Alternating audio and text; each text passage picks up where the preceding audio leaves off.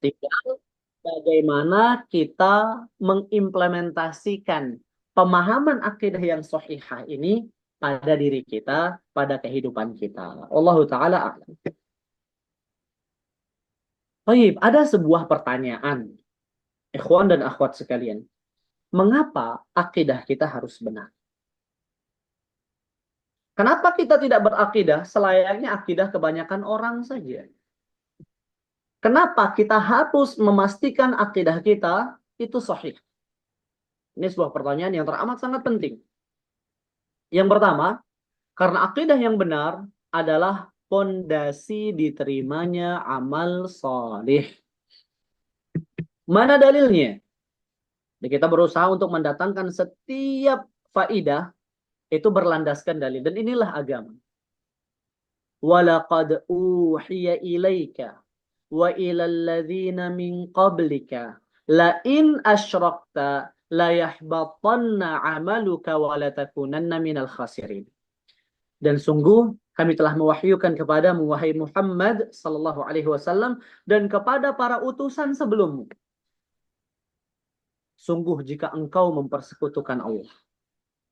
Kesyirikan adalah khalal, ya, adalah sebuah kerusakan, sebuah cacat, sebuah aib di dalam akidah. Jika engkau mempersekutukan Allah, maka lenyaplah, rusaklah, batallah seluruh amalanmu dan niscaya engkau akan termasuk orang-orang yang merugi. Dari ayat ini kita mengetahui bahwasannya jika terdapat kesalahan dan kekeliruan di dalam akidah seorang hamba, maka ini akan berdampak kepada amal ibadah yang dia lakukan, yang dia amalkan.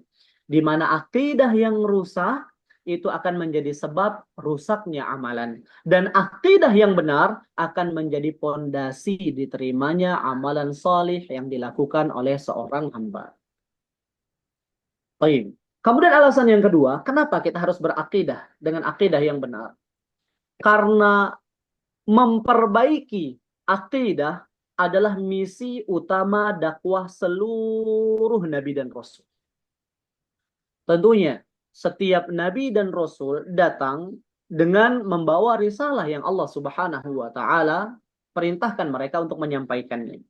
Ada perbedaan di dalam syariat setiap rasul, akan tetapi mereka bersepakat dalam satu hal.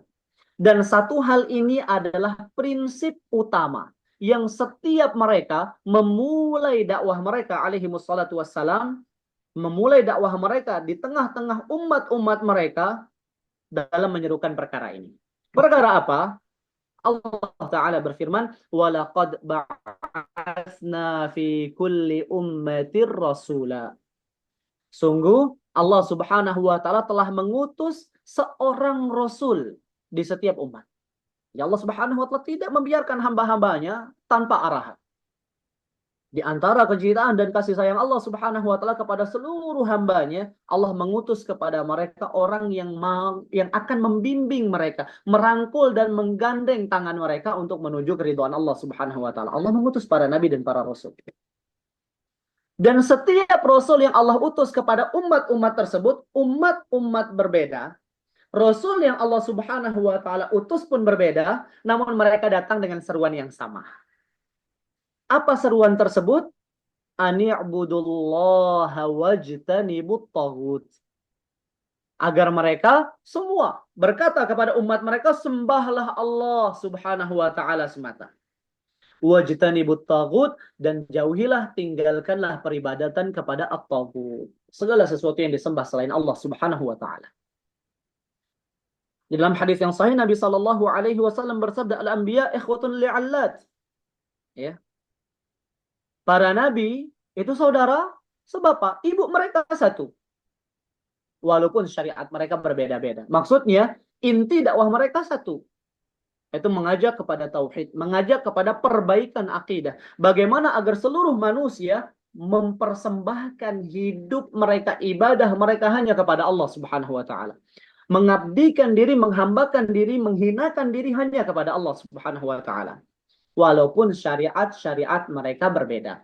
Apa maksudnya? Cara mereka untuk merealisasikan penghambaan diri tersebut boleh berbeda. Namun intinya, semua mereka diperintahkan untuk menyembah kepada Allah semata dan meninggalkan semua bentuk penghambaan diri kepada selain Allah Subhanahu wa taala. Ini misi utama seluruh nabi dan rasul. Baik. Di situ ada catatan penting. Tagut adalah segala sesuatu yang disembah selain Allah dan dia ridha atas penyembahan tersebut. Kemudian di antara alasan kenapa kita harus mempelajari akidah yang sahihah atau kenapa akidah kita harus masuk ke dalam kategori akidah yang sahihah? Karena akidah ini lebih penting bagi kita dibandingkan kebutuhan kita terhadap udara, kepada air, kepada makanan. Karena seperti ini, ikhwah sekalian. Tanpa makanan, ya, dampak terburuk yang akan kita dapatkan adalah fisik kita. Fisik kita melemah. Itu dampak paling maksimal yang akan kita dapatkan ketika ada kerusakan pada apa yang kita makan. Keracunan, wal'iyadzubillah, semoga Allah jaga kita semua, Allah berikan kepada kita kesehatan dan afiat. Itu dampak terburuk. Ketika udara yang kita hirup misalnya tercemar, ya dampak buruknya kita sakit. Fisik kita. Namun tanpa akidah yang benar, kehidupan kita di dunia dan di akhirat itu pasti akan selalu berada di dalam kesengsaraan. Karena tanpa akidah, manusia tidak tahu jawaban yang benar terhadap 3 pertanyaan besar dalam hidup. Dari mana kita berasal? Mengapa kita ada di tempat kita sekarang ini dan kemana kita akan pergi? Yang mana sejatinya 3 pertanyaan inilah yang akan menjadi rambu-rambu kita untuk menggapai kehidupan yang bahagia di dunia kita dan di akhirat kita. Dari mana kita berasal? Kita berasal dari Allah Subhanahu wa taala. Allah yang menciptakan kita. Maka kita harus mengenal sosok yang menciptakan kita, ikhwah sekalian. Kita harus tahu, karena hanya dengan mengenal kita bisa mensyukuri kenikmatan Allah Subhanahu wa taala. Hanya dengan mengenal Allah kita mampu menunaikan hak-hak Allah Subhanahu wa taala yang telah menciptakan kita, memberikan kepada kita rizki, menganugerahkan kepada kita semua yang kita perlukan dan butuhkan di dalam kehidupan kita. Mengapa kita ada di sini? Kenapa Allah ciptakan kita? Apakah Allah ciptakan kita begitu saja tanpa sebuah hikmah, tanpa merealisasikan sebuah tujuan? Jawabannya tidak. Dan antum semua tahu jawabannya. Wa ma khalaqtul jinna wal insa illa liya'budun. Allah tidak menciptakan kita, ya, seluruh bangsa jin maupun manusia. Allah tidak menciptakan kita begitu saja tanpa perintah, tanpa larangan, namun Allah Subhanahu wa taala memerintahkan kita untuk beribadah hanya kepada Allah. Kemudian, apakah selamanya kita akan berada di negeri kita saat ini, di dunia kita? Jawabannya tidak. Kita akan dikembalikan kepada Allah. Dan ketika itu terjadi, Allah Subhanahu wa taala akan memintai setiap kita pertanggungjawaban atas apa yang telah kita amalkan.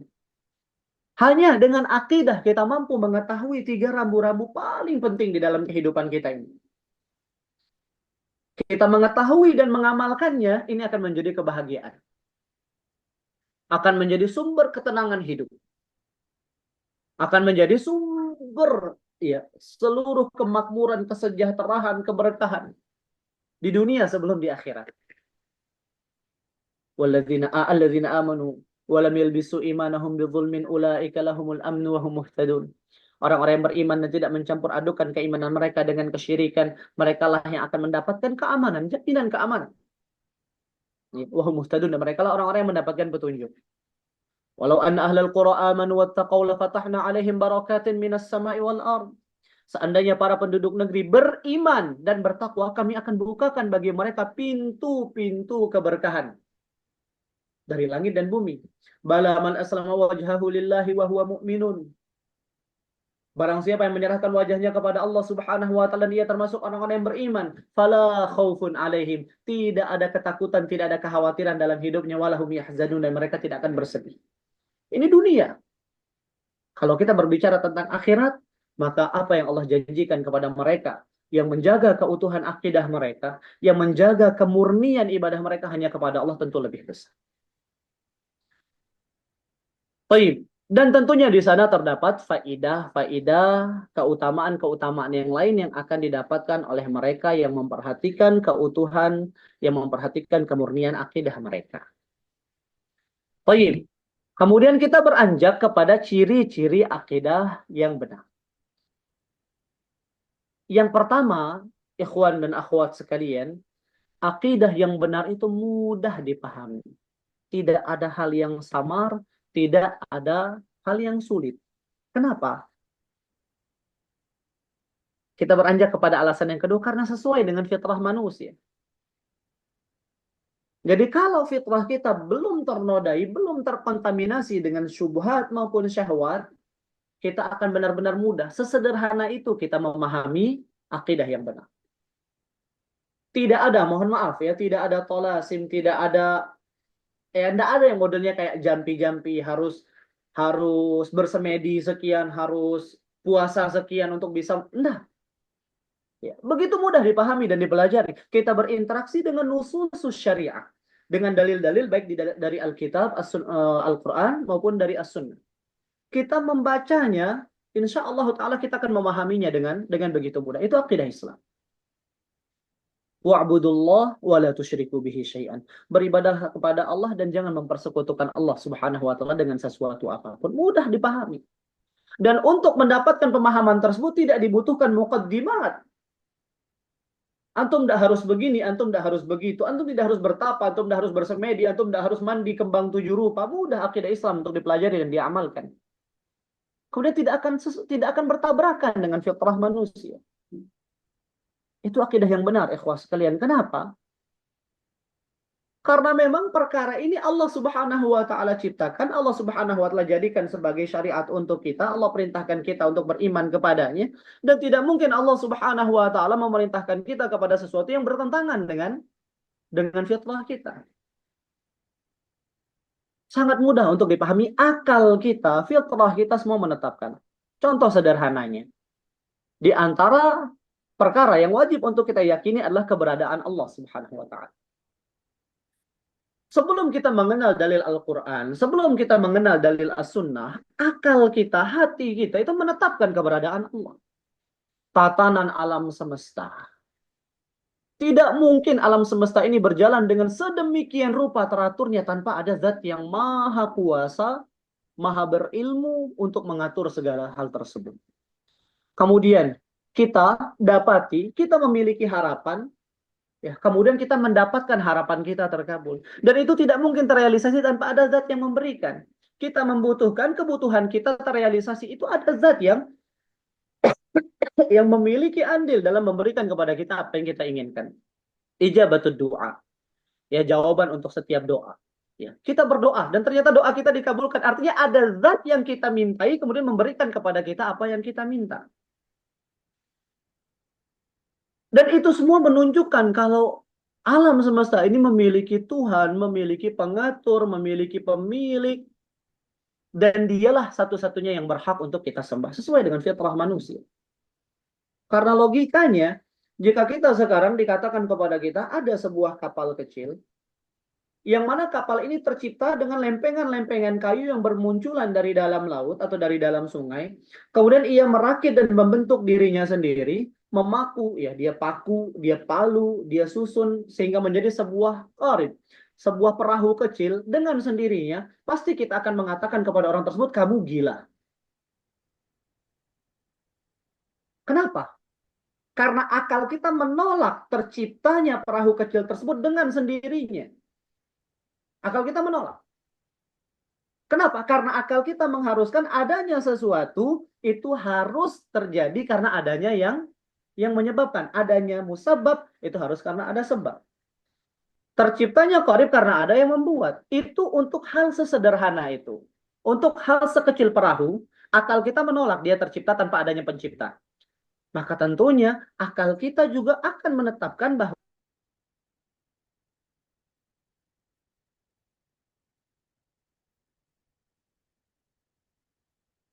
Sepertinya ada gangguan tatanan alam internet. semesta Baik, beserta baik ya. segala sesuatu yang ada di dalamnya.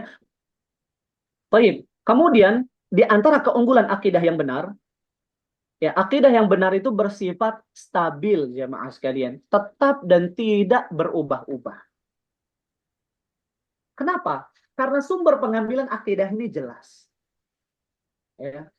Sumber pengambilan akidah ini adalah Al-Quran yang Allah jaga sampai akhir zaman kelak. Agama yang Allah Subhanahu wa taala utus Nabi Shallallahu alaihi wasallam untuk membawanya adalah rahmatan lil alamin mundu an bu'itsa sallallahu alaihi wasallam ila qiyamis saah. Rahmat bagi seluruh alam semesta sampai hari kiamat ditegakkan. Tidak akan berubah. Maka akidah kita, selama akidah kita ini akidah yang sahihah, sama dengan akidah a'immatuna fil hadis, misalkan Al-Bukhari, Al-Muslim, fil fiqh, ya, Al-Imam Abu Hanifah, Al-Imam Malik, Al-Imam Syafi'i, Al-Imam Ahmad, rahmatullahi ta'ala alal jami'.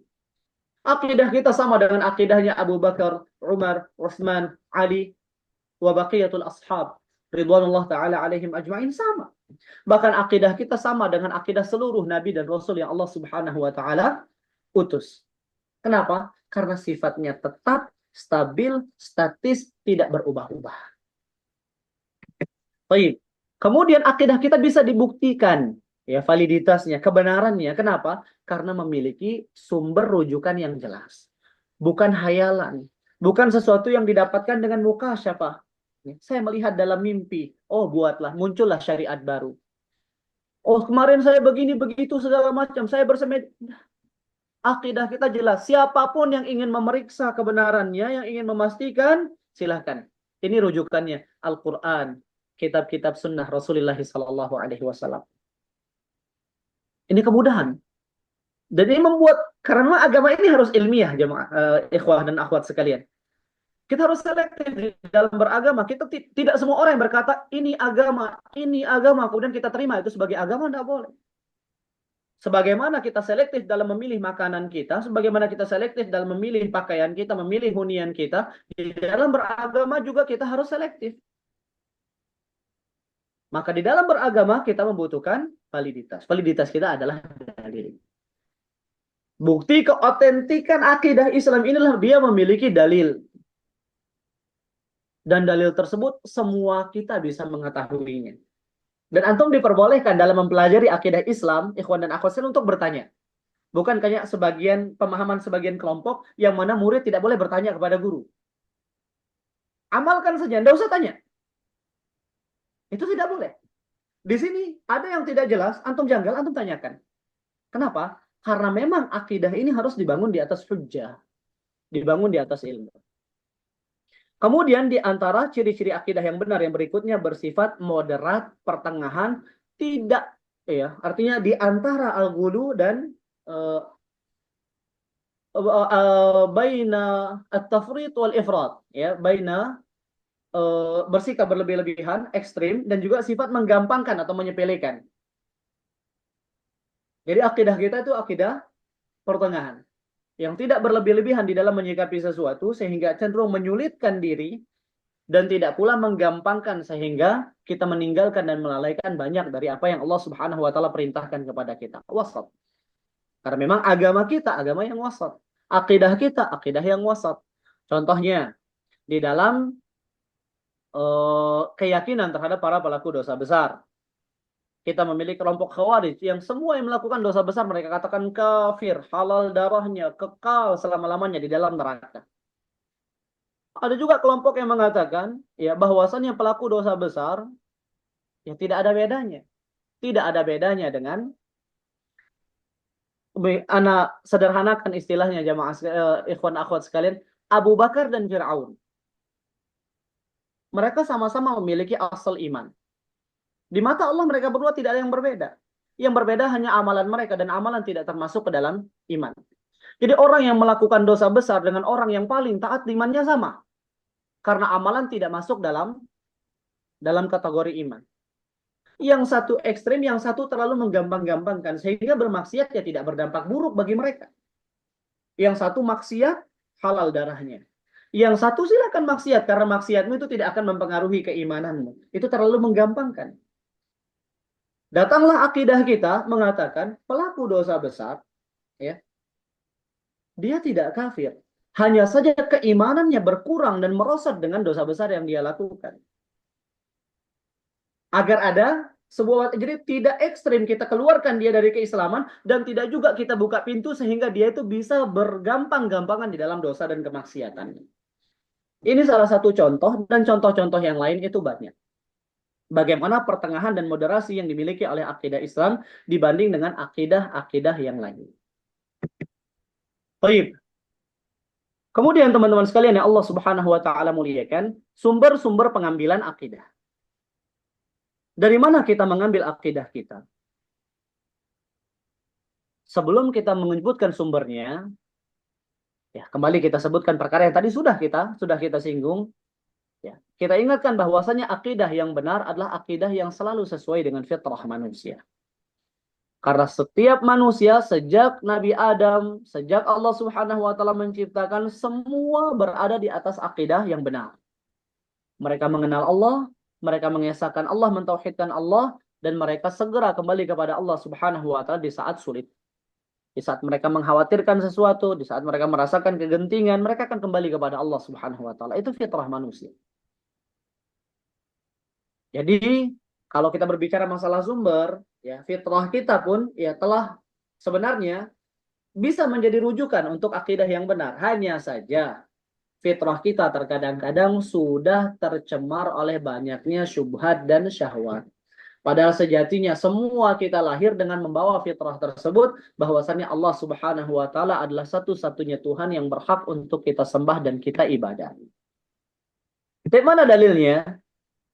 Allah Ta'ala berfirman, فَأَقِمْ وَجْهَكَ لِلدِّينِ حَنِيفًا فِطْرَةَ اللَّهِ الَّتِي فَطَرَ النَّاسَ عَلَيْهَا. Dan tegakkanlah wajahmu di atas agama yang lurus. Al-Hanifiyah al-mailu anis syirk ila ibadatillahi wahdahu. Dan tegakkanlah wajahmu untuk agama yang lurus. Yang lurus artinya di sini adalah berpaling dari segala macam dan bentuk kesyirikan dan hanya kepada Allah Subhanahu wa taala. Fitratallahi allati fataran nas 'alaiha. Yang demikian adalah fitrah yang Allah Subhanahu wa taala ciptakan manusia di atasnya. Jadi kita diciptakan di atas fitrah, mengenal Allah dan mengakui ketuhanan Allah Subhanahu wa taala. Kita dilahirkan di atas fitrah tersebut. Namun banyak sekali faktor yang kemudian membuat kita keluar daripada fitrah yang Allah Subhanahu wa taala ciptakan kita di atasnya. La tabdila li khalqillah, tidak ada perubahan di dalam penciptaan Allah. Dzalika dinul qayyim walakinna aktsaran nasi la ya'lamun. Itulah agama yang lurus, namun banyak di antara manusia tidak mengetahui hal tersebut. Jadi akidah yang benar itu akan senantiasa sesuai dengan fitrah manusia. Namun kenapa kita sekarang tidak boleh mengembalikan itu kepada fitrah saja, teman-teman sekalian? Karena tidak ada jaminan bahwasannya kita masih berada di fitrah yang suci tersebut. Fitrah yang belum terkontaminasi tersebut. Sehingga kita jadikan rujukan dan tempat kembali di dalam mengambil akidah kita. Dalil yang lain dari Abu Hurairah radhiyallahu taala anhu, beliau berkata, Nabi sallallahu alaihi wasallam bersabda, kullu mauludin yuladu 'alal fitrah. Setiap bayi yang dilahirkan itu dia dilahirkan di atas fitrah. Ini sudah kita sebutkan, fa abawah. Namun kedua orang tuanya lah yuhawwidanihi, yang kemudian menjadi sebab ia atau yang memasukkannya kepada agama Yahudi, au yunassiranihi au yumajjisanihi, menjadikannya Nasrani atau Majusi. Ketika dia berinteraksi dengan fitnah, baik syubhat maupun syahwat, maka dia akan sedikit demi sedikit keluar dari fitrah tersebut. Inilah alasan kenapa kita tidak boleh mengembalikan akidah kita hanya kepada perasaan, hanya kepada akal kita, hanya kepada nalar kita, hanya kepada kejiwaan kita. Kenapa tidak boleh? Karena sekali lagi kita semua tidak mengetahui sejauh mana kita telah terseret dari fitrah yang Allah ciptakan kita di atasnya. Sehingga kita butuh untuk mengembalikan akidah kita kepada sumber yang valid. Sumber yang pertama pengambilan akidah kita adalah Al-Quran, Kitabullah.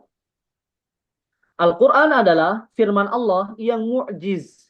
Ya. Jadi Allah Subhanahu wa taala memberikan tantangan melalui Al-Qur'an ini kepada siapapun. Datangkan yang semisal dengan Al-Qur'an. Tidak mampu datangkan 10 surat, tidak mampu datangkan 1 surat, tidak mampu datangkan 10 ayat. Ya, mu'jiz, ya. Al-Qur'an ini bersifat mu'jizat yang Allah Subhanahu wa taala menantang siapapun untuk mendatangkan yang semisal. Mereka tidak akan pernah mampu untuk mendatangkannya. Walau ijtama'al insu wal jinnu ala an ya'tu bimithli hadzal Qur'an la ya'tuna bimithlihi walau kana ba'dhuhum li ba'dhin dhahira. Seandainya jin dan manusia saling tolong-menolong untuk membuat yang semisal dengan Al-Quran, niscaya tidak akan pernah mereka mampu untuk mendatangkan yang semisal. Ini i'jaz, namanya Allah Subhanahu wa taala menantang dan Allah Subhanahu wa taala menunjukkan kelemahan dan ketidakberdayaan mereka dalam apa yang Allah tantang. Nah, firman yang mu'jiz ini Allah Subhanahu wa taala turunkan kepada hambanya dan rasulnya Muhammad sallallahu alaihi wasallam. Baik, mana dalil bahwasannya Al-Qur'an merupakan sumber akidah? Allah taala berfirman, "Ittabi'u ma unzila ilaikum min rabbikum wa la tattabi'u min dunihi awliya qalilan ma tadhakkarun." Ikutilah apa yang diturunkan kepada kalian dari Rabb kalian. Dan janganlah kalian mengikuti selain Allah Subhanahu wa ta'ala. Sedikit pun kalian tidak mengambil pelajaran. Mana wajhud dilalah? Mana poin yang ingin disampaikan oleh ayat ini? Poinnya adalah wajib mengikuti Al-Quran di dalam beragama. Jadi di dalam agama kita, kita wajib untuk mengikuti jalan Allah yang Allah turunkan di dalam Al-Quran dan kita dilarang untuk mengikuti selainnya. Dan akidah merupakan salah satu bagian dari agama yang wajib untuk kita kembalikan kepada Al-Quran kemudian kita ikuti. Jadi Allah Subhanahu wa taala menurunkan Al-Quran kepada Nabi Muhammad SAW. Dan Allah memerintahkan kita untuk mengikuti Al-Quran tersebut.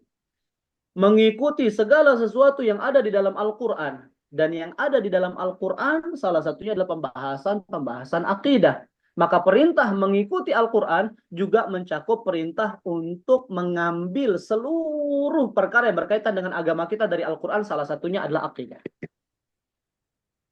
Tapi yang kedua, Al-Quran adalah pembeda antara yang hak dan yang batil. Di mana ketika seseorang berpegang teguh kepada Al-Quran, ia akan mampu membedakan mana yang hak dan mana yang batil, mana yang benar berasal dan bersumber dari Allah, dan mana yang merupakan modifikasi atau buatan manusia.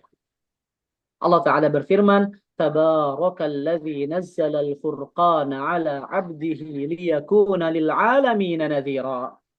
Ya. Maha berkah Allah Subhanahu wa taala. Tabarak ini mengandung sifat al-barakah, keberkahan dari Allah. Keberkahan Allah adalah keberkahan yang banyak, keberkahan yang besar, keberkahan yang tidak terputus. Darinya lah seluruh kebaikan yang didapatkan dan diperoleh oleh hamba-hambanya. Maha berkah Allah Subhanahu wa taala yang telah menurunkan Al-Furqan. Apa yang dimaksud dengan Al-Furqan di sini? Al-Qur'an. Al-Furqan adalah salah satu di antara nama lain daripada Al-Quran yang maknanya adalah pembeda antara yang hak dan yang batil. Yang telah menurunkan Al-Furqan, Maha Suci Allah Subhanahu wa taala, Maha berberkah Allah Subhanahu wa taala yang telah menurunkan Al-Furqan, itu Al-Quran, yang merupakan pembeda antara yang hak dan yang batil ala abdihi kepada hambanya Muhammad sallallahu alaihi wasallam liyakuna lil alamin nadhira, yang dengannya yaitu dengan Al-Qur'an Nabi sallallahu alaihi wasallam memberikan peringatan kepada seluruh alam. Jadi Al-Qur'an adalah pembeda yang hak dan yang batil. Jadi kalau antum ingin menilai akidah antum hak atau batil, ya antum kembalikan kepada Al-Qur'an. Baik. Kemudian di antara dalil kenapa ya kita harus mengambil akidah kita dari Al-Qur'an, karena Allah memerintahkan kita untuk berhukum kepada Al-Quran di saat terjadi perselisihan. Ini poin sangat penting, ikhwan dan akhwat sekalian. Di zaman kita semua berbicara tentang akidah. Semua menisbatkan diri, oh ini akidahnya Ahlus Sunnah, ini akidahnya ini. Semuanya mengaku dirinya paling benar. Padahal kita mendapati kalau seandainya akidah ini sama, mungkin problemnya ringan.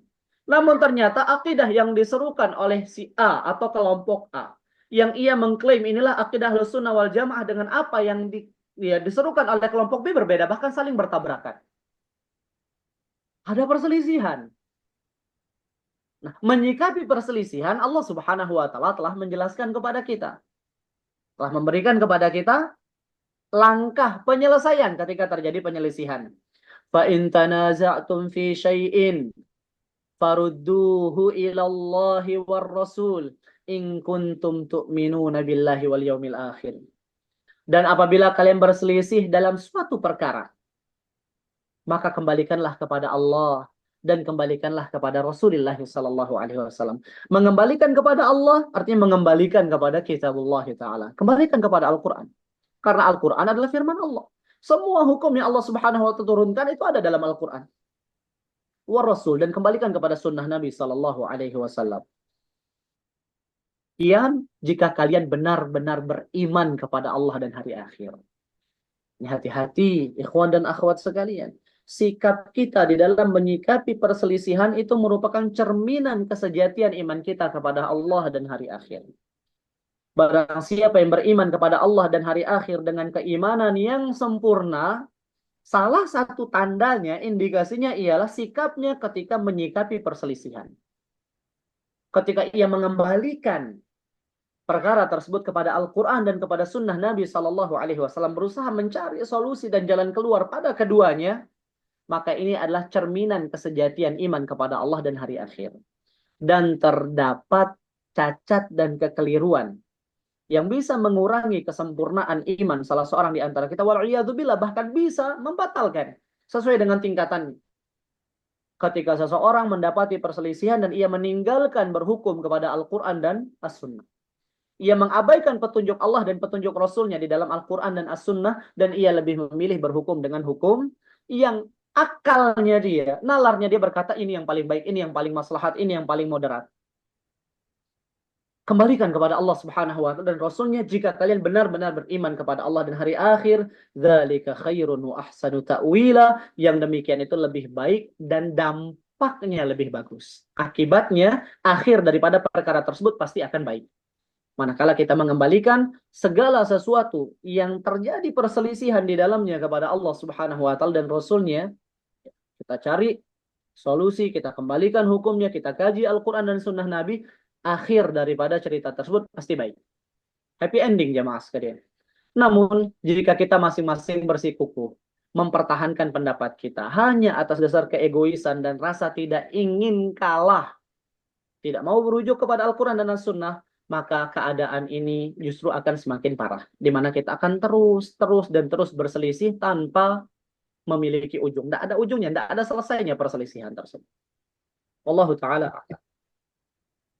Baik. Kemudian sumber yang kedua dari sumber pengambilan akidah yang sahihah adalah as-sunnatu as-sahihah. Ya.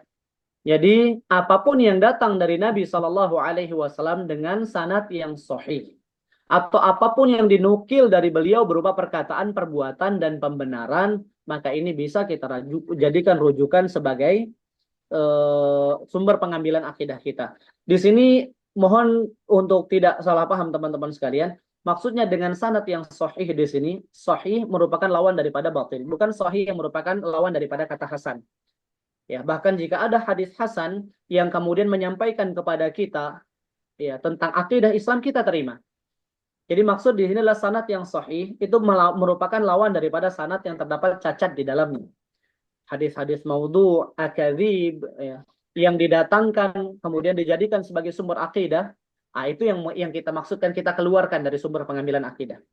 Dengan sanad yang sahih di sini maksudnya sanad yang baik sanad hadis tersebut sahih maupun hadis hasan, kedua-duanya bisa dijadikan rujukan untuk pengambilan akidah ala as-sahih aqwal ulama. Dalam pendapat ulama yang paling benar, bahkan khabar wahid pun bisa menjadi rujukan pengambilan akidah apabila bisa dibuktikan validitas dan keabsahannya. Wallahu ta'ala a'lam. Baik. Ini perhatikan, ini keindahan akidah kita yang tadi kita sudah sebutkan, bisa dibuktikan dengan dalil. Tapi mana dalil yang menunjukkan bahwasannya as-sunnah merupakan salah satu sumber pengambilan akidah setelah Al-Quran? Allah Ta'ala berfirman, وَمَا آتَاكُمُ الرَّسُولُ فَخُذُوا وَمَا نَهَاكُمْ عَنْهُ فَانْتَهُوا. Apapun yang dibawa oleh Rasul kepada kalian, maka terimalah. Ambil. Dan apa yang dilarang, maka berhentilah, tinggalkanlah. Ayat ini menjelaskan bahwasannya sunnah Nabi Shallallahu Alaihi Wasallam adalah sesuatu yang Allah yang memerintahkan kita untuk mengambil dan berpegang teguh kepadanya. Dan semua larangan Nabi Shallallahu Alaihi Wasallam sejatinya merupakan larangan Allah, karena Allah lah yang memerintahkan kita berhenti di setiap larangan Rasulullah Shallallahu Alaihi Wasallam. Di sini kita paham taat kepada Rasulullah Shallallahu Alaihi Wasallam merupakan konsekuensi ketaatan kepada Allah Subhanahu Wa Taala. Demikian juga firman Allah, wa anzalna ilaika dzikra litubayyana lin-nasi ma nuzzila ilaihim wa la'allahum yatafakkarun. Dan kami turunkan kepadamu Al-Quran litubayyina linnas, untuk kamu berikan penjelasan kepada manusia ma nuzzila ilaihim, tentang apa yang diturunkan kepada mereka dan agar mereka berpikir. Banyak sekali di antara hukum Al-Quran yang mujmalah, yang bersifat global. Perlu perincian. Aqimus shalah, dirikanlah sholat. Bagaimana kita sholat? Apa syarat-syaratnya? Apa rukun-rukunnya? Apa kewajibannya? Bagaimana tata cara pelaksanaannya? Ada di dalam Al-Quran. Maka dijelaskan oleh Nabi SAW dalam sunnahnya. Sehingga apabila seseorang menolak sunnah Nabi SAW, dia akan kebingungan. Kenapa? Karena detail daripada hukum-hukum yang ada di dalam Al-Quran itu bisa kita dapatkan di dalam sunnah Nabi SAW. Litubayyina linnas, untuk engkau jelaskan kepada manusia manuzila ilaihim, yang Allah turunkan kepada mereka. Ini diantara salah satu fungsi sunnah terhadap Al-Quran, yaitu memberikan penjelasan tentang hukum-hukum global yang dimuat di dalam Al-Quran. Wa atuz zakah, dan tunaikanlah zakat. Kapan saya menunaikan zakat? Syarat wajibnya apa? Pada harta apa saja saya wajib berzakat? Apakah pada semua harta atau pada harta tertentu? Kalaupun wajib, berapa kadar zakat yang harus saya keluarkan? Kepada siapa saya wajib menyalurkan? Itu semua kita dapati penjelasannya di dalam sunnah Rasulullah SAW. Sehingga ketika seseorang ya, kembali kepada sunnah, maka ini akan lebih mempermudah pengamalannya terhadap Al-Quran. Nabi SAW bersabda, Ala inni utitul kitab wa mithlahu ma'ahu. Ala inni utitul Quran wa mithlahu ma'ahu. Nabi SAW bersabda, ketahuilah, ya, aku telah diberikan oleh Allah Subhanahu wa taala Alkitab dan yang semisal dengannya bersamanya. Jadi Allah Subhanahu wa taala mewahyukan kepadaku Alkitab dan juga mewahyukan kepadaku yang semisal dengan Alkitab, yang semisal dengan Al-Qur'an, dan ini adalah sunnah. Ketahuilah, aku telah diberikan Al-Qur'an dan yang semisal dengannya bersamanya. Jadi Al-Qur'an dan As-Sunnah itu merupakan satu kesatuan yang tidak bisa dipisahkan. Wallahu taala a'lam. Baik, sumber pengambilan akidah yang ketiga adalah al-ijma'. Apa yang dimaksud dengan ijma'? Kesepakatan salaf. Ya, kesepakatan para ulama al-mujtahidin. Baik, arti kata salaf secara bahasa adalah orang-orang yang terdahulu. Karena salafa artinya madha. Salaf bagi seseorang adalah para leluhurnya yang terdahulu. Baik. Salaf memiliki beberapa nama. Yang di atas tadi itu istilah secara ya, bahasa, bahwasanya semua orang yang mendahului kita, maka itu masuk ke dalam kategori nama salaf. Ya. Namun salaf memiliki istilah khusus. Nah, nama-nama salaf atau yang kita maksudkan dengan salaf di atas adalah yang pertama ahlus sunnati wal jamaah. Yaitu mereka yang berpegang teguh kepada sunnah Nabi SAW dan berkumpul di atas sunnah tersebut. Jadi setiap orang yang mengikuti sunnah Nabi SAW dan mereka bersatu dan berkumpul di atas sunnah tersebut, maka mereka adalah ahlus sunnati wal jamaah walaupun raga-raga mereka tidak bersama. Di negeri ini ada orang yang mengikuti sunnah Nabi SAW. Di negeri ini ya, ada orang yang mengikuti sunnah Nabi SAW, maka sejatinya mereka adalah ahlus sunnah wal jamaah. Mereka berkumpul di atas sunnah tersebut walaupun raga-raga mereka berada di tempat yang berbeda. Dan kepada makna inilah ucapan Abdullah ibnu Mas'ud radhiyallahu taala anhu kita pahami ya, al jama'atu an tuwafiqal haqqa wa in kunta wahdaka. Al jamaah adalah engkau bersesuaian ya, engkau berada di atas kebenaran walaupun engkau sendiri. Engkau sendiri maksudnya engkau sendiri di atas keyakinan tersebut di tempatmu, tapi di sana ada orang banyak sekali yang memiliki keyakinan yang sama sehingga dinamakanlah mereka al jamaah. Walaupun di tempat-tempat tertentu mereka afrod. Ya. Saya di tempat ini sendiri, fulan di tempat ini sendiri, fulan di tempat ini sendiri, tetap dikatakan al-jamaah. Karena sejatinya ada sekian banyak kelompok yang memiliki ya, pemahaman yang sama, di mana mereka merujuk kepada sunnah Nabi SAW dan berpegang teguh kepadanya. Kemudian nama lain daripada as-salaf, ya, di sini adalah al-firqatu an-najiyah. Kelompok yang selamat berdasarkan hadis Muawiyah yang menjelaskan tentang perpecahan umat. bahwasannya umat Yahudi berpecah menjadi 71 golongan, Nasrani berpecah menjadi 72 golongan, dan umat Islam akan berpecah menjadi 73 golongan. Semuanya diancam dengan neraka kecuali satu.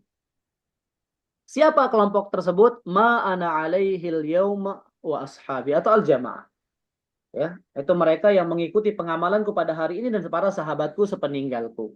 Atau mereka al-jamaah, kata Nabi Shallallahu Alaihi Wasallam. Nah, al-firqatun najiyah, kelompok yang selamat ini adalah mereka yang mengikuti pengamalan Nabi Shallallahu Alaihi Wasallam dan pengamalan para sahabat ridwanullah taala alaihim ajma'in. Dan mereka itulah al-jamaah. Makanya dinamakan kelompok yang selamat. Makanya klaim kelompok yang selamat itu bukan klaim penamaan, namun klaim sifat, ikhwan dan akhwat sekalian.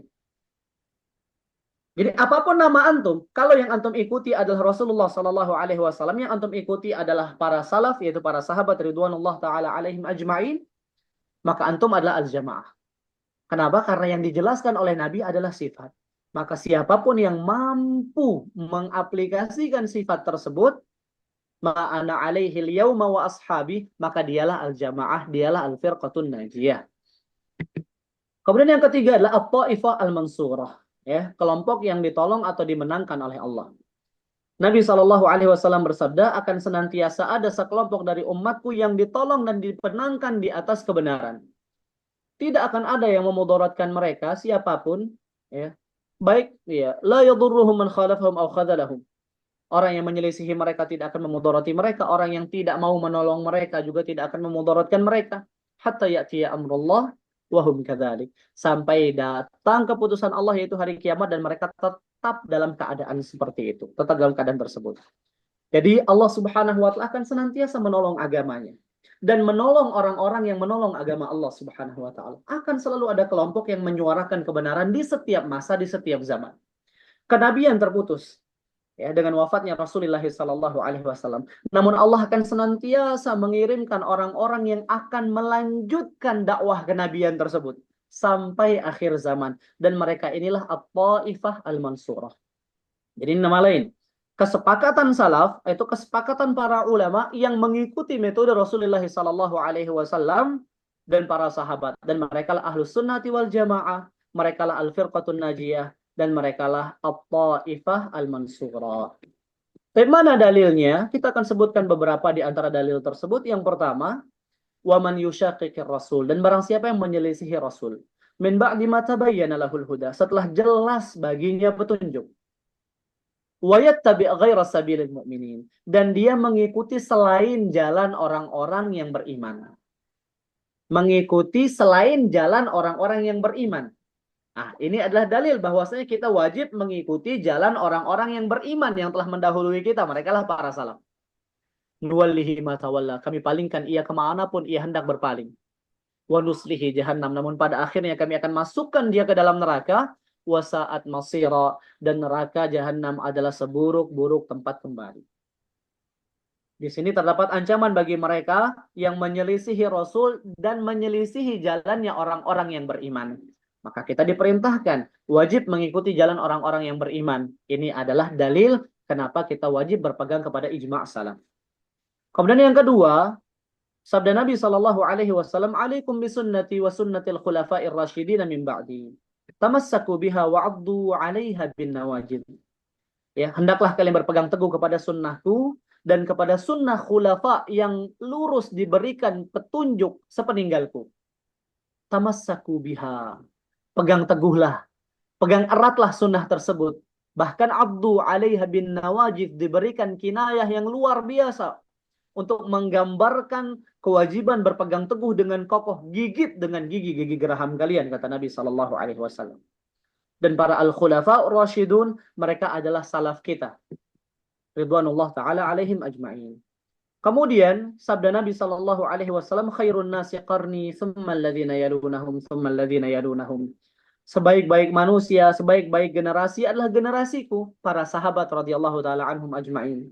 Thumma alladhina yalunahum, kemudian para tabi'in. Thumma alladhina yalunahum, kemudian setelah mereka atba'ut tabi'in, dan merekalah salaf kita. Ini adalah generasi terbaik.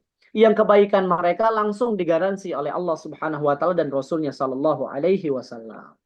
Sehingga mengikuti mereka kita mengikuti jalannya orang-orang yang telah diberikan petunjuk, yang telah diberikan keridhaan, yang telah mendapatkan jaminan surga. Sahabat mendapat stempel dari Allah radhiyallahu anhum wa radu'an.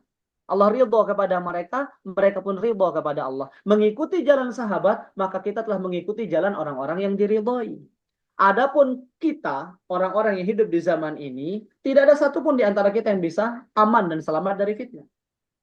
Oleh karenanya Abdullah bin Mas'ud beliau pernah berkata, "Man kana minkum mustanan falyastanna biman qad mata min ashabi Rasulillah sallallahu alaihi wasallam, fa innal ahya'a la yu'manu alaihimul fitnah." Barang siapa yang hendak mencari sosok teladan untuk dia ikuti, yang ingin mencari figur untuk dia berjalan di atas jalannya, hendaklah dia menjadikan kala sahabat-sahabat Rasulullah Sallallahu Alaihi Wasallam yang telah wafat sebagai figur tersebut. Kenapa? Karena orang yang hidup tidak akan pernah aman dan selamat dari fitnah. Adapun mengikuti jalan mereka, mereka telah terbukti wafat di atas Islam, wafat di atas keridhaan yang telah Allah jamin di dalam Al-Quran. Radhiyallahu anhum wa radu'an, wa a'adda lahum jannatin tajri tahtahal anhar. Dan Allah siapkan bagi mereka surga yang mengalir di bawahnya sungai-sungai. Dapat garansi surga. Mengikuti mereka berarti kita berjalan menuju surga. Adapun orang-orang yang sekarang kita tidak tahu. Tidak ada jaminan, tidak ada garansi kebaikan, ketakwaan. Hanya yang tampak saja.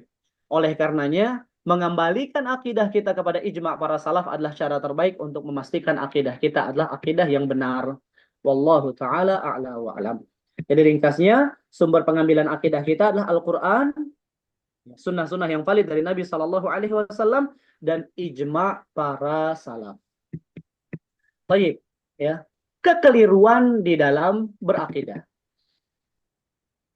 Baik, yang pertama, beriman kepada sebagian dalil lalu menolak dalil yang tidak cocok. Ini metode orang ahlul kitab. Allah Ta'ala mengecam dan mencela mereka. Afatu'minuna bi ba'dil kitabi wa takfuruna bi ba'd. Apakah kalian beriman kepada sebagian kitab dan mengingkari sebagian yang lain? Yang sesuai dengan hawa nafsu kalian, kalian yakini. Yang tidak sesuai, kalian tinggalkan. Fama jaza'u man yaf'alu dzalika illa khizyun fil hayatid dunya. Tidak ada balasan bagi orang-orang yang melakukan yang demikian di antara kalian, melainkan kehinaan di dunia. Wa yaumal qiyamati yuradduna ila asyaddil azab. Dan pada hari kiamat mereka akan dikembalikan ke siksa yang paling pedih. Artinya kita wajib ya beriman kepada seluruh dalil. Udkhulu fis silmi kafah. Masuk ke dalam agama Islam itu secara menyeluruh, ikhwah akhwat sekalian, jangan tanggung-tanggung. Ya, antum imani semua dalil. Ya. Baik, kemudian tidak mengembalikan dalil mustabihat kepada dalil muhkamat. Ayat Al-Qur'an sebagaimana Allah firmankan, huwallazi anzala al-kitaba minhu ayatun muhkamatun hunna ummul kitab wa ukharu mutasyabihat. Ayat Al-Qur'an ada yang muhkam, yang jelas, ya, dan itu keumuman ayat Al-Quran, dan diantaranya ada yang mustabih, maknanya samar, tidak diketahui oleh keumuman kaum muslimin, namun para ulama mengetahui maknanya. Nah, berinteraksi dengan ayat yang mustabihat, ya, kita tidak bisa mengikuti hawa nafsu kita. Kita memiliki metode, diantaranya mengembalikan mustabih kepada muhkam, karena ayat Al-Quran yang satu itu merupakan penjelasan bagi ayat Al-Quran yang lain. Dan di antara metodologi menafsirkan ayat Al-Quran ialah menafsirkan Al-Quran dengan Al-Quran. Mengembalikan yang mustabihat kepada yang muhkamat, atau mencari makna mustabih ke dalam sunnah Nabi Sallallahu Alaihi Wasallam, atau setidaknya merujuk kepada para ulama. Jadi tidak boleh mengikuti hawa nafsu kita, kita menggunakan cocok logi, ikhwan dan akhwat sekalian. Baik, kemudian berpegang teguh kepada selain wahyu, seperti logika, mimpi. Nah, ini merupakan kesalahan metode di dalam berakidah. Kemudian yang keempat, tidak memahami dalil dengan pemahaman para sahabat. Kalau setiap kita boleh untuk mengotak-atik dan memahami dalil sesuai dengan kehendak hawa nafsu kita, akan ada berapa versi di dalam agama Islam? Ana dan antum yang hadir di majelis ini, semua kita memiliki versi yang berbeda. Karena memang, ya, uquluna mutafawita, tingkatan pemahaman kita berbeda-beda. Maka kita membutuhkan satu hal yang bisa menggabungkan pemahaman seluruh kita, yang kepadanya lah kita mengacu. Al-Quran dan As-Sunnah yang dipahami oleh generasi terbaik salaful ummah, para sahabat radhiyallahu ta'ala anhum ajma'in. Kemudian tidak mengembalikan makna dalil kepada bahasa Arab yang murni. Ya. Tidak boleh. Ketika kita mendapati sebuah dalil, kita harus mengambil makna daripada dalil tersebut. Kita tidak boleh memalingkan, tidak boleh membawa kepada majas kalau masih bisa mengambil makna hakiki daripada lafaz tersebut. Ya. Kita tidak boleh mengambil isyarat. Ya. Ada namanya tafsir isyari, kita menggunakan isyarat. Kenapa kita harus mengambil isyarat yang jauh sementara lafaz Al-Quran adalah kitab yang sangat jelas? Maka mengembalikan kepada bahasa Arab yang murni merupakan salah satu kunci untuk bisa memahami akidah yang benar. Adapun prinsip akidah Ahlussunnah wal Jamaah adalah menetapkan apa yang Allah dan Rasulnya tetapkan dan menafikan atau menolak apa yang Allah dan Rasulnya nafikan dan diam terhadap apa yang didiamkan oleh Allah dan Rasulnya. Ya, kita pertegas sekali lagi, prinsip Ahlussunnah di dalam berakidah, tetapkan apa yang Allah dan Rasulnya tetapkan, nafikan apa yang Allah dan Rasulnya nafikan, dan diamkan apa yang Allah Subhanahu wa Ta'ala dan Rasulnya diamkan. Baik, sebuah pertanyaan logis sederhana, ya. Apakah wahyu bisa bertentangan dengan akal? Jawabannya terlihat bertentangan mungkin iya, ya. Bisa jadi kita melihat, wah ini tidak logis, wah ini bertentangan dengan akal kita. Ibnu Taimiyah rahimahullahu taala berkata, sesuatu yang diketahui dengan akal yang sharih, ya, tidak mungkin ya terbayang bahwasannya dia akan bertentangan dengan syariat. Dengan catatan ya akal tersebut ya itu akal yang lurus, akal yang sehat, maka dia tidak akan pernah bertentangan dengan syariat. Satu kali pun tidak akan pernah. Bahkan dalil yang sahih tidak mungkin bertentangan dengan akal yang jernih, sama sekali itu tidak mungkin. Sungguh aku telah merenungkan itu semua. Semua yang pernah didapati dari perselisihan manusia, beliau renungkan. Maka ternyata aku menemukan hal-hal yang menyelisihi dalil-dalil yang valid dan tegas tersebut adalah perkara-perkara syubhat. Ya, yang sifatnya merusak. Yang mana kerusakannya tidak mampu dinalar oleh akal. Jadi intinya seperti ini, ikhwan dan akhwat sekalian. Akal kita, jika benar-benar kita porsikan sesuai dengan kedudukan dan porsinya, itu tidak akan pernah bertentangan dengan dalil. Jika ada yang bertentangan, nampak bertentangan, maka ketahuilah perkara ini bukan perkara yang bisa kita pahami dengan akal kita. Ya, bukan kekeliruan pada hukumnya, namun akal kita yang belum mampu menalar hikmah yang ada di balik dalil tersebut. Kalau Anda boleh memberikan sebuah analogi sederhana, tidak ada perkara yang lebih bertentangan dengan akal kita di dalam syariat ini daripada kejadian Isra dan Mi'raj. Tidak ada. Tapi luar biasanya, dari muslim paling awam sampai para ulama, semuanya mengimani hadisatul Isra wal Mi'raj. Bahkan orang-orang awam kita menjadikan sebagai sebuah perayaan. Betul atau tidak? Mereka meyakini. Padahal tidak ada yang lebih tidak logis daripada kejadian tersebut kalau kita hendak kembalikan kepada akal. Perjalanan dari Mekah ke Palestina saja tidak mungkin terjadi dalam waktu beberapa menit, itu tidak mungkin. Kata Aisyah radhiyallahu taala anha, ketika Nabi sallallahu alaihi wasallam kembali, tempat duduk beliau masih hangat. Itu menunjukkan jaraknya teramat sangat singkat. Kita imani, kita yakini perjalanan tersebut. Ini Isra saja, ikhwan dan akhwat sekalian. Bagaimana dengan Mi'raj? Perjalanan dari Al-Aqsa menuju Sidratul Muntaha. Kita imani, kita yakin. Jika perkara yang sesulit ini saja kita bisa tundukkan akal kita dan kita katakan saya beriman. Padahal tidak mampu dinalar. Maka kenapa dalam hal lain kemudian kita yang menomorsatukan akal kita. Dan kita berkata, ini tidak mungkin. Antum telah memposisikan akal antum dengan tepat dalam kejadian yang lebih tidak mungkin. Maka posisikanlah akal antum juga di kedudukan yang tepat dalam perkara yang lain. Jadi tidak mungkin ada pertentangan. Kalaupun terdapat pertentangan, maka pemahaman kita terhadap dalil tersebut yang keliru. InsyaAllah ta'ala kalau kita terus belajar mengembalikan kepada ahlinya, ternyata kita akan mendapat, permasalahan ini sebenarnya tidak ada pertentangan. Allah Ta'ala berfirman, ya, afala yatadabbaruna al-Qur'an walau kana min 'indi ghairillah lawajadu fihi ikhtilafan katsira. Apakah mereka tidak mentadabburi Al-Qur'an? Kalau seandainya Al-Quran itu diturunkan dari selain Allah, mungkin mereka akan menemukan perselisihan yang banyak. Namun Al-Quran ini diturunkan dari sisi Allah yang maha mengetahui, yang maha bijaksana, yang maha pengasih, ikhwah sekalian. Sehingga tidak mungkin ada pertentangan di dalamnya. Kalau seandainya diturunkan dari sisi selain Allah, mungkin. Tapi nyatanya Al-Quran diturunkan oleh Allah sehingga tidak akan kita dapati perselisihan. Kesimpulannya, wahyu yang sehat tidak mungkin bertentangan dengan akal yang sehat. Maka jika ada pertentangan antara wahyu dan akal, maka pasti karena satu di antara dua kemungkinan telah terjadi. Yang pertama, wahyunya tidak sehat dalam artian validitas daripada wahyu tersebut ya tidak bisa dibuktikan. Ini biasanya keautentikannya terkait dengan hadis. Hadisnya lemah, hadisnya maudhu, atau hadis ini merupakan kedustaan atas nama Nabi Shallallahu Alaihi Wasallam. Atau akal kita yang tidak sehat, pemahaman kita yang dalam memahami dalil itu tidak tepat, sehingga terlihat rancu. Padahal orang lain memahaminya dengan pemahaman yang benar dan tidak ada pertentangan sama sekali. Alhamdulillah, demikian sesi pertama ini teman-teman sekalian. Lebih dan kurangnya Ana mohon maaf. Ana sedikit, bukan sedikit, banyak minta maaf kalau sedikit cepat karena materi kita ini padat sementara waktunya lumayan ya bisa Iya. dikatakan ngepres ini ya daurahnya ekspres ya jadi cukup penggalan waktunya hanya untuk nafas ikhwah dan akhwat sekalian.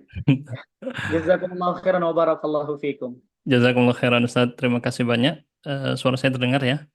Ya, jelas jelas Ustaz. Baik.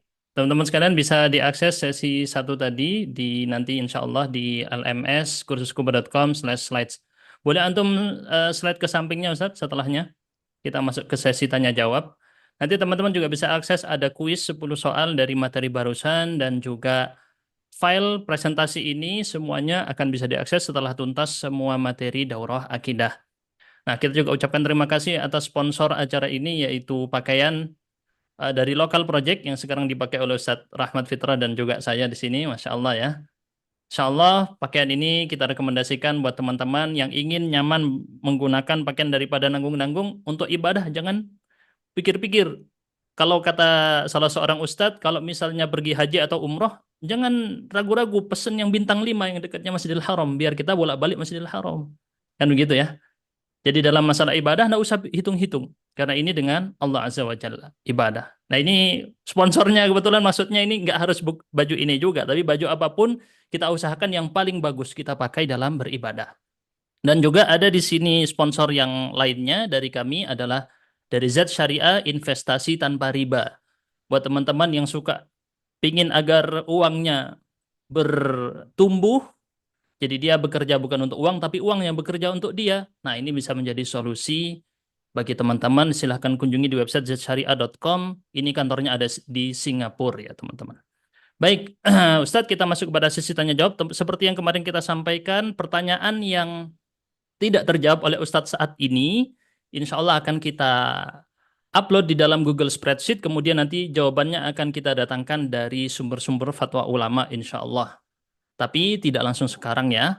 Pertanyaan hanya dibolehkan pertanyaan teks, tidak pertanyaan lewat audio. Mohon maaf teman-teman ya. Baik Ustadz, mungkin Antum bisa lihat di kolom pertanyaan. Jika ada yang mau Antum baca pertanyaannya, silahkan juga Ustadz. Atau dari saya, terserah juga Antum, dari host. Kalau misalnya ada pertanyaan yang menurut Antum ingin Antum jawab, Baik, baik. atau saya bacakan Ustadz. Fadal, Ustaz. Baik. Ini pertanyaan dari Zahid Maula. Apakah kita termasuk pada generasi ketiga atau tabi'in? Baik, ya. Jadi istilah tersebut memiliki definisi. Para sahabat ialah mereka yang bertemu dengan Nabi Shallallahu Alaihi Wasallam, beriman dengan beliau dan wafat di atas agama beliau. Nah, para tabi'in mereka adalah yang menjumpai para sahabat. Jadi mereka menjumpai generasi sahabat, walaupun sigharus sahabah. Sahabat-sahabat yang mungkin di zaman Nabi masih berusia dini, mereka jumpai, mereka tabi'in. Nah, yang belajar daripada generasi tersebut namanya tabi'ut tabi'in. Artinya kita sudah berada di luar daripada tiga generasi tersebut. Ya, jadi kita tidak masuk ke dalam generasi tabi'ut tabi'in, apalagi generasi tabi'in. Karena memang penamaan generasi ini, yaitu oleh para ulama, terikat pada masa tertentu. Jadi tabi'in adalah generasi yang berjumpa dengan para sahabat atau mendapati sebagian sahabat ya. Kemudian atba'ut tabi'in ialah mereka yang menimba ilmu dari para tabi'in. Adapun kita, apa kira-kira nama yang tepat untuk kita? Atba tabi'in seperti itu saja. Jadi generasi-generasi kesekian. Tapi ingat, oleh karenanya selalu ada penambah dalam Al-Quran, as-sabiqun al-awwaluna minal muhajirin wal ansar walladzina taba'uhum bi ihsan. Nah, kalau dalam konteks ayat ini, insya Allah kita bisa masuk.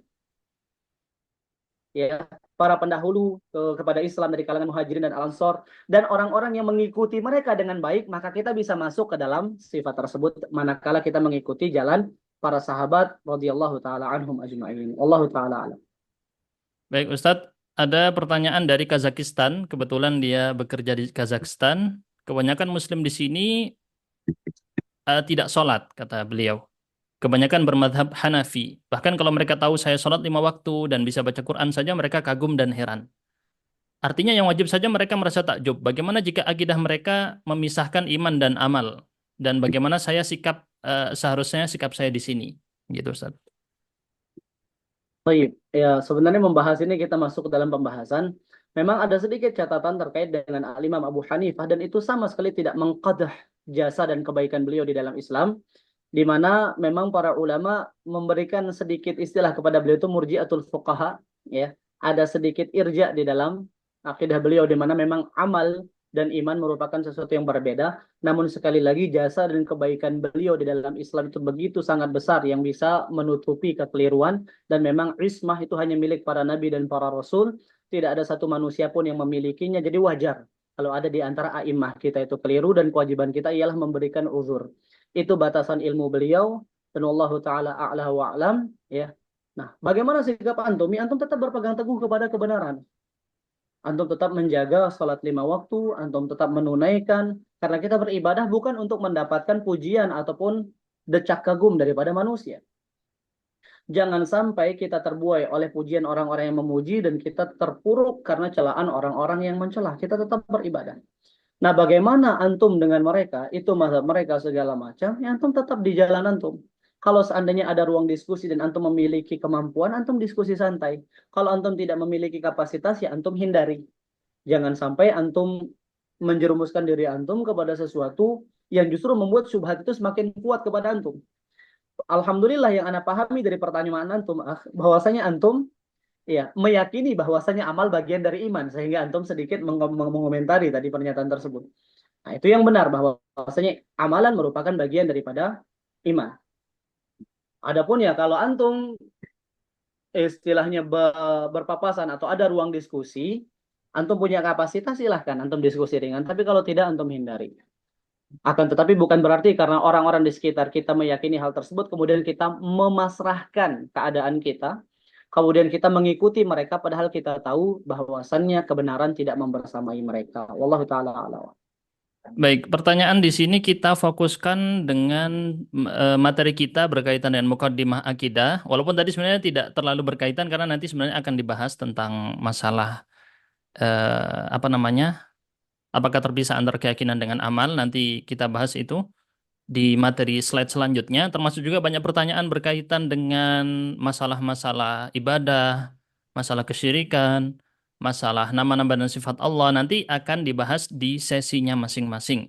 Jadi yang kita fokuskan kali ini adalah muqaddimah ilmu akidah, terutama di metode. Tadi kan yang dibahas semua metode memperoleh ilmu akidah dari sumber-sumbernya. Nah, itu yang kita fokuskan kali ini teman-teman sekalian.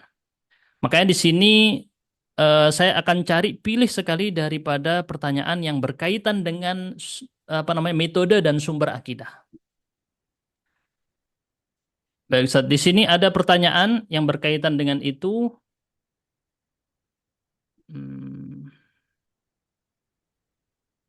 Bagaimana cara menjaga keimanan di tengah arus informasi yang beragam dan tidak semuanya sejalan dengan ajaran Islam? Terima kasih, Ustaz.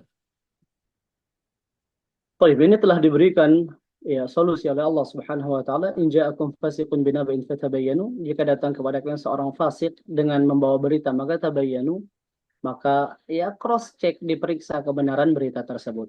Nah, interaksi kita dengan media sosial itu juga harus diikat dengan adab-adab Islam, ikhwah dan akhwat sekalian.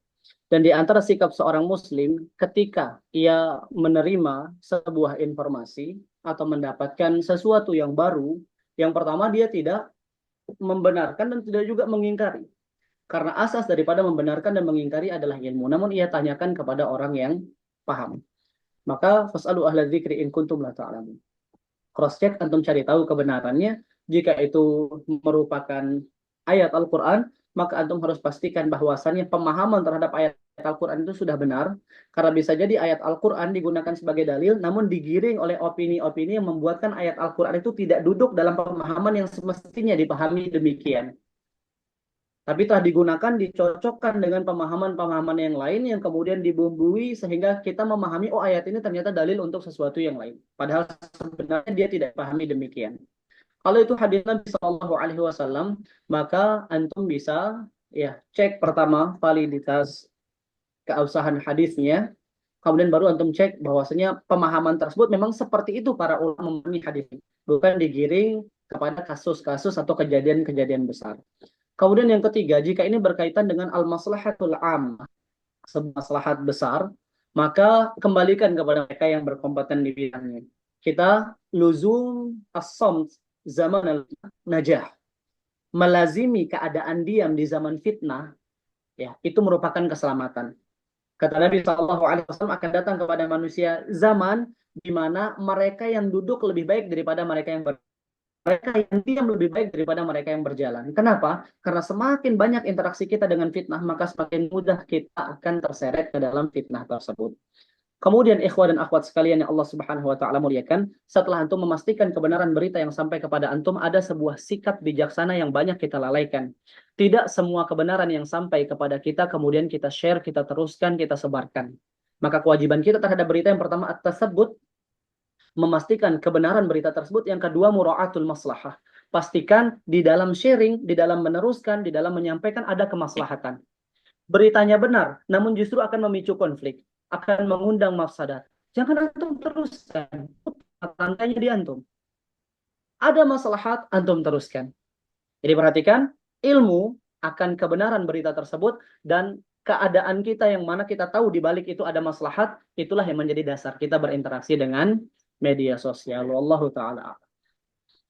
Baik Ustadz, tadi ada kaitan dengan masalah mendiamkan apa yang Allah dan Rasulnya diamkan. Pertanyaannya di sini tadi ada dua pertanyaan yang mirip. Bukankah sesuatu yang didiamkan Allah adalah rahmat bagi kita, akhirnya kita diberi keluasan dan kelonggaran dalam perkara yang didiamkan itu? Kaitan dengan pertanyaan ini, tadi ada yang menyebutkan hadis Arba'in. Di situ Allah dijelaskan di dalam hadis tersebut, Allah mendiamkan beberapa hal sebagai rahmat kasih sayang bagi kalian, bukan karena lupa. Maka janganlah kalian membahasnya. Maksudnya dalam hadis tersebut apa, Ustadz? Baik. Nabi Shallallahu Alaihi Wasallam bersabda, Inna Allah farada fara'idha fala tudayyi'uha, ya, wa harrama asya'a fala tantahikuha, kemudian wa hadda hududan fala ta'taduha, wa sakata an asya'a rahmatan bikum ghairu nisyan fala tas'alu anha. Allah mewajibkan perkara-perkara, maka jangan kalian lalaikan. Allah larang, jangan kalian hantam, jangan kalian lampaui larangan tersebut. Allah memberikan batasan, jangan kalian lewati. Dan Allah mendiamkan, bukan karena Allah lupa, tapi sebagai bentuk kasih sayang, fala tas'alu anha. Dahulu di zaman turunnya wahyu, ya, mempertanyakan sesuatu yang tidak ada dari itu merupakan sesuatu batas aluan asya'in batas hukum. Jangan tanyakan perkara-perkara yang jika disingkap hukumnya kepada kalian malah akan membuat kalian sulit. Tapi setelah zaman wahyu terputus dengan wafatnya Nabi Shallallahu Alaihi Wasallam, maka pertanyaan seputar agama pintunya terbuka luas selama tujuannya benar. Dan pertanyaan yang tujuannya benar itu hanya ada dua. Soal ajli ta'allum wa soal min ajli ta'lim. Wa ghairuhuma tidak boleh. Jadi pertanyaan dibolehkan hanya pertanyaan dengan tujuan belajar, mengetahui hukum, benar-benar ingin mencari tahu hukum. Dan yang kedua adalah untuk menyelipkan sebuah faidah di balik pertanyaan. Contoh hadis Jibril datang bertanya tentang Islam, iman, ihsan untuk mengajarkan para sahabat. Namanya soal ta'lim. Selain itu maka tidak diperbolehkan. Nah, yang dimaksudkan dengan perkara-perkara yang didiamkan adalah perkara-perkara yang memang tidak didetailkan hukumnya. Ya. Makanya Nabi Shallallahu Alaihi Wasallam itu mengecam para mutanatti'un, orang-orang yang ingin mempersulit segala sesuatu.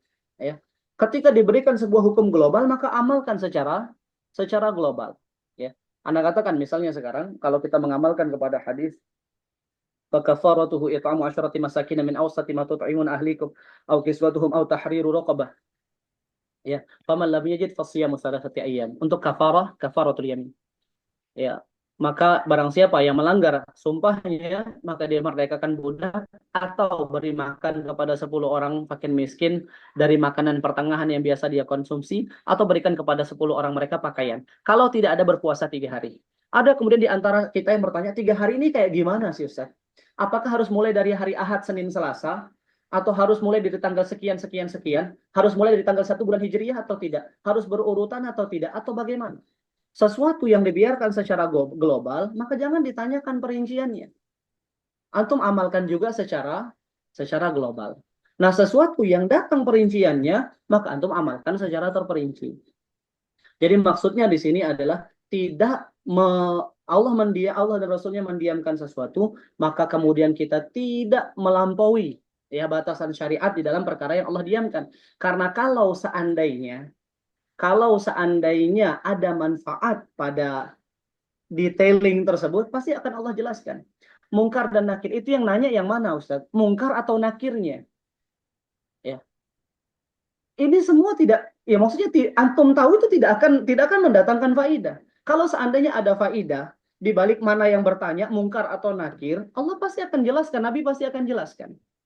Nah, ketika hukum dijelaskan secara global, Allah Subhanahu wa taala meninggalkan perincian, maka cukup ya. Antum ambil dia secara global. Sekarang kita banyak sekali mendapatkan pertanyaan-pertanyaan yang sama sekali tidak ada faidah di balik pertanyaan tersebut. Ya, betul-betul hanya pertanyaan-pertanyaan untuk Anda tidak paham Allah taala alam apa maksudnya, tapi kita banyak mendapati pertanyaan yang tidak ada sama sekali faedahnya. Kenapa Nabi SAW harus hijrah ke kota Madinah? Kenapa tidak ke kota lain? Allah perintahkan demikian. Kemudian kenapa setelah Fathu Mekah Nabi SAW tidak tinggal di Mekah saja? Kenapa harus kembali ke Madinah? Nabi mau tinggal di Mekah, di Madinah, itu tidak ada sesuatu yang bisa kita dapatkan. Kita katakan itu perintah Allah Subhanahu wa taala kepada beliau. Terus kenapa Abdullah bin Abbas itu harus menetap di Mekah? Kenapa beliau tidak keluar ke sini? Kenapa harus Abdullah bin Mas'ud yang ke Kufah? Yang seperti itu tidak perlu kita tanyakan, ikhwas sekalian. Ya. Jadi sesuatu yang didiamkan bukan didiamkan di dalam artian Allah Subhanahu wa taala tidak menurunkan, tidak. Sesuatu yang didiamkan dalam batasan tertentu, dibiarkan hukumnya global, dibiarkan hukumnya umum, maka berlakukan dia dengan keumumannya, dengan keglobalannya tersebut. Jangan diperinci, jangan juga dikhususkan. Nah, yang datang secara khusus, yang datang secara terperinci, maka kita muamalah dengannya secara khusus dan terperinci pula. Wallahu taala. Baik, tadi banyak yang menanyakan tentang file presentasi ini. Nanti bisa diakses di website kursuskuba.com/slides slides ya, seperti yang dibagikan di grup WhatsApp. Jadi teman-teman bisa akses di situ. Karena kita secure, kita tidak bagikan secara langsung di grup WhatsApp. Kenapa? Karena rawan diedit. Nah, kita tidak mau itu diedit. Kemudian dinisbatkan kepada kita apa yang tidak kita tuliskan. Ya kan Ustaz ya? Yaitu ada logonya, segala macam. Nah, ini hak cipta.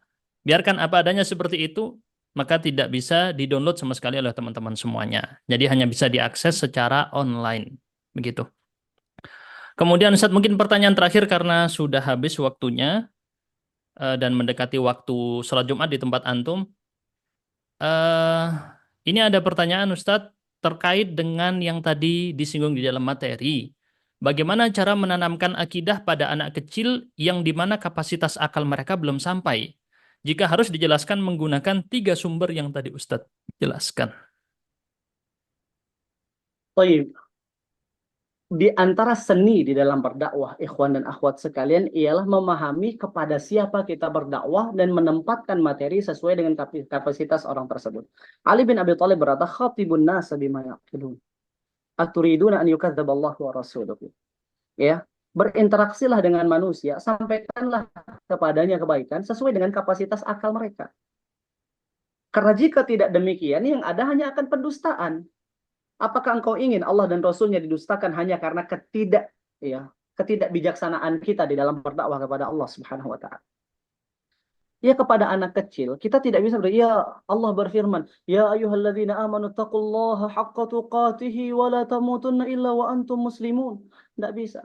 Tapi cukup ya, tahu nggak kalau di sana ada sebuah tempat yang namanya surga. Adik mau apa dalam surga? Mau mainan robot-robotan? Pasti itu jawabannya. Ada, adik. Bilang kayak gitu saja. Mau apa? Saya mau berubah jadi Ultraman di sana. Ini kebetulan ucapan yang sering saya dapatkan dari anak-anak yang ada di sekitar. Anak. Ustadz, kalau saya masuk surga, saya bisa jadi Ultraman. Semua yang kamu bisa. Tapi insya Allah kalau kamu masuk surga, kamu tidak akan pengen jadi Ultraman. Anak. Jadi kita interaksi. Tapi masuk surga itu ada syaratnya. Apa syaratnya?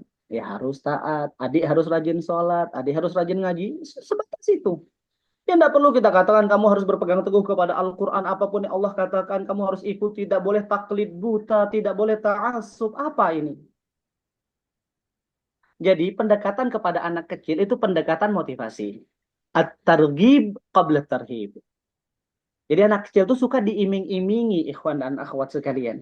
Kalau antum menjanjikan sebuah reward, insya Allah Ta'ala dia akan bersemangat, dia akan termotivasi. Jadi tidak dengan pendekatan ilmiah, harus apa-apa, harus ada dalil segala macam, sebagaimana ketika kita berkata atau ketika kita berdiskusi sesama kita, apalagi sesama penuntut ilmu, tidak. Bahkan kepada orang awam saja, kita di dalam menyampaikan tidak sedetail kita menyampaikan di hadapan para penuntut ilmu. Dan ini disesuaikan. Nah, kepada anak kecil pendekatannya, ya sampaikan kepada mereka materi-materi inti. Di yang ciptakan adik siapa? Allah. Yang kasih adik rizki siapa? Allah. Kalau adik butuh sesuatu, adik minta ke siapa? Allah. Nah, adik mau nggak Allah Subhanahu wa Ta'ala kasih semua yang adik minta? Mau. Adik harus rajin ibadah kepada Allah. Sudah sampai poin rububiyah ya stalzim tauhid uluhiyah itu. Dia tahu yang menciptakan siapa, yang memberikan rezeki siapa, sehingga yang dia harus sembah siapa. Cukup seperti itu. Jadi pendekatannya itu pendekatan kayak sederhanakan materi. Dan anak punya usulan atau punya sebuah kitab untuk digunakan oleh ikhwan dan akhwat sekalian, terutama yang mungkin punya passion di dunia pendidikan anak kecil. Ada kitab yang namanya Ma la yasa atfalul muslim jahluhu. Ma la yasa'u atfalul muslim jahluhu. Itu kitab yang menyusun 7 pokok dalam agama. Masya Allah. Ada materi akidah, fikih, sirah, tafsir, adab, akhlak, hadis, dan juga doa dan zikir dalam bentuk pertanyaan. Misal dibentuk pertanyaan, Man Rabbuka? Jawabannya, Rabbi Allah. Kenapa Rabbi Allah? Karena Allah yang menciptakan adik, karena Allah yang memberikan kepada adik makan, karena Allah yang memberikan kepada adik kesehatan, begitu. Dalam bentuk tanya jawab dan penjelasan yang ringkas. Mungkin boleh dijadikan sebagai eh, mungkin salah satu bahan pembelajaran akidah untuk anak-anak kita. Dan banyak juga yang Masya Allah kitab-kitab yang lain yang mungkin asatidzah semua lebih paham atau lebih tahu. Allah Ta'ala. Baik Ustadz, terima kasih banyak atas penyampaian materi pada pertemuan kali ini. Teman-teman sekalian, kita cukupkan terlebih dahulu.